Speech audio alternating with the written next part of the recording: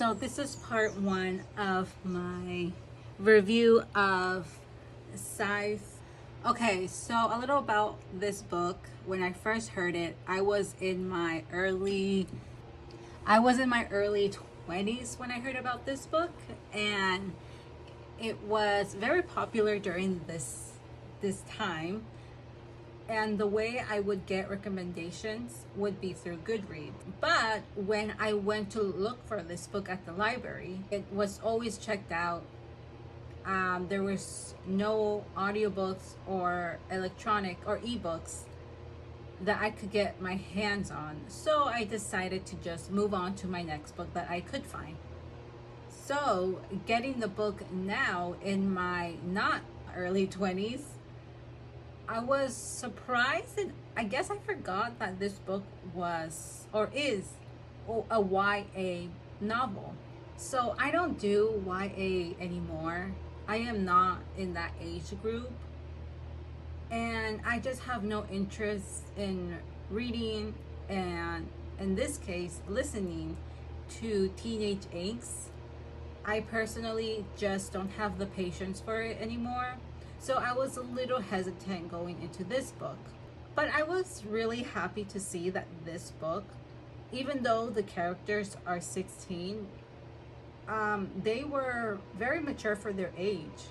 I think I like the way how Neil writes them. I like the way how he presents them as mature kids.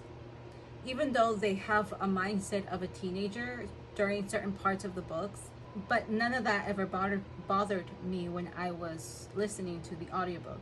And now, when I got my hands on the audiobook, I waited for a long time for this book. Even today, I could not get my hands on this book without waiting a really long time. But my library did have the physical CDs of this book, and I managed to grab them really easily. There was no line for them. I grabbed them, and now I have the audiobook in my iTunes. And I'm really glad that I like this book. I do not buy any book, audiobook, ebook that I do not like. I have to test out the book, and if I really like it and I can't live without it, then it goes my shelves. But if I don't like it, if I think it's okay, then it doesn't even go on my shelves.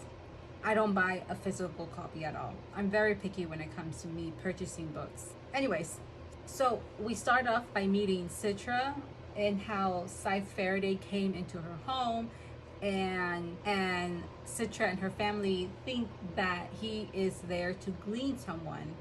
And Scythe Faraday is kind of nonchalant about appearing in their lives. And this is the first impression I get from a Scythe and from Scythe Faraday. And if I was in Citra's shoes, I would also be very upset the way he showed up in my life. You're here to glean one of my family members, or even me, and you come here like it's no big deal. Oh man, that would piss me off so much. So when Citra gets very mad at Scythe Faraday about being in their presence, I was on board with her. And my first impression of a Scythe is that they're pretty much jerks.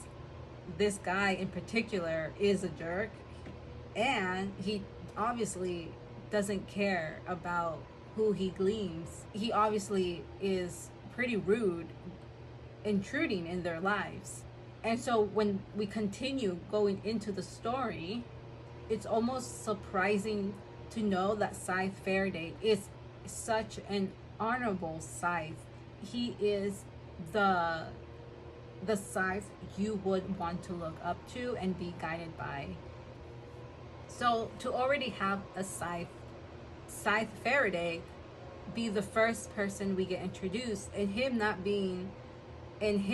giving a good first impression to not just us, the reader, but to the characters, it truly is quite questionable, the job of a Scythe. And when we find out that the job of a Scythe is it's a very respectable job, and the Scythe get whatever they want, it's, to me, when I was listening to it, I think that that's a pretty good gig if you ask me. And I wouldn't mind taking the job. You get whatever you want, so why not? And I like how there's emphasis on leading. Like it does for others, and for some, it should not be something you should enjoy. This is not a job that you would want. And so we have Citra. She is appalled by the fact that Scythe Faraday wants her as an apprentice, and she is appalled and betrayed that her parents want her to take the job as well. I agree with the parents. You get what you want. You get whatever you want. You won't need anything ever again. And not only that, your family is safe from gleaning. As long as you are a Scythe, we are safe from gleaning. And I think as an adult now, I would definitely take the job opportunity. Not just because I'm taken care of forever, or as long as I live, but my family's taken care of. And when the parents kind of present that perspective to Citra is shocked about it, and it kind of just, she didn't even consider it. And as a teenager, it's pretty expected of teenagers to kind of just think black and white for just a few moments until an adult would put things in perspective. And I really like this about this book and the series, is that you have the perspective of a young person versus the perspective of an adult. Reading as an adult, I tend to agree with the adults a lot more than I do with the kids. It's also really nice to see how these young characters grow up. And they have to grow up quite quickly because of the events of book 2 and 3. But for this one, even this book, they have to grow up quite quickly because the job of a Scythe is a serious responsibility.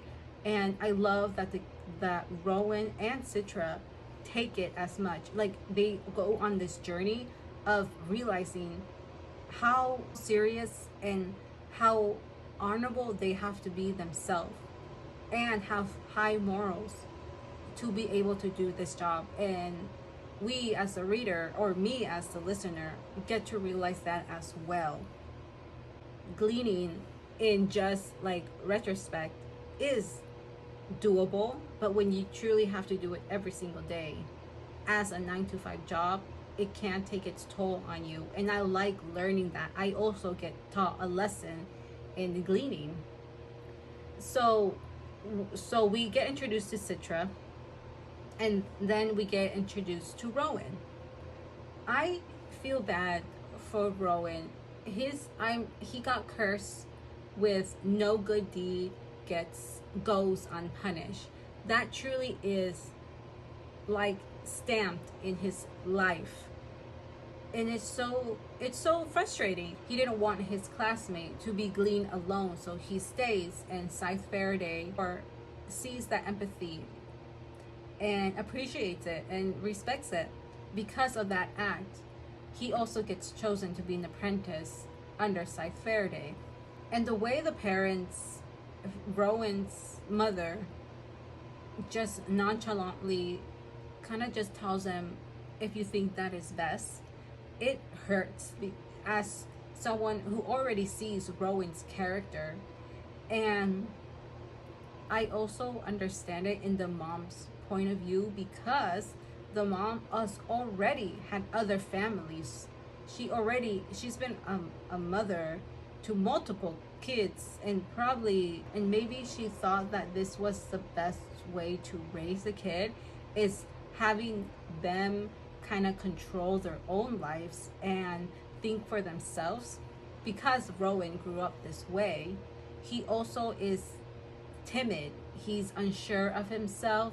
He wants to do the right thing, and because he does the right thing, he gets bullied by it. And so I understand the mom's point of view, but it's also unfair for a kid to grow up that way. And I like Rowan immediately when we get introduced to him. I liked him more than I liked Citra. But when the book continues, Citra definitely grows on me. I tend to actually approve a Citra, especially when she is chosen to become a Scythe down the line and Rowan doesn't. Which is again, no good deed goes unpunished for Rowan. He is such a sad character. So this is like the first part of the book. I wasn't paying attention as much as I would have liked to. I got the concept of the story and the characters, and I thought it was gonna be a basic story where it's a training arc. The two kids obviously will start having feelings for each other. And to my surprise, this is where I started to really pay attention, and I even rewind. I went back to get more details. When we get to the ending of the first part, that is when we get the ball rolling in this story, and it doesn't stop. When I find out what that Citra and Rowan have to compete with each other, no longer just to be an apprentice, but now their lives are on the line. I literally gasped out loud when I listened to this part, and I was shocked. I didn't see it coming. Maybe some people did, but I certainly didn't see it coming. And it's such a good twist. It's a very good twist.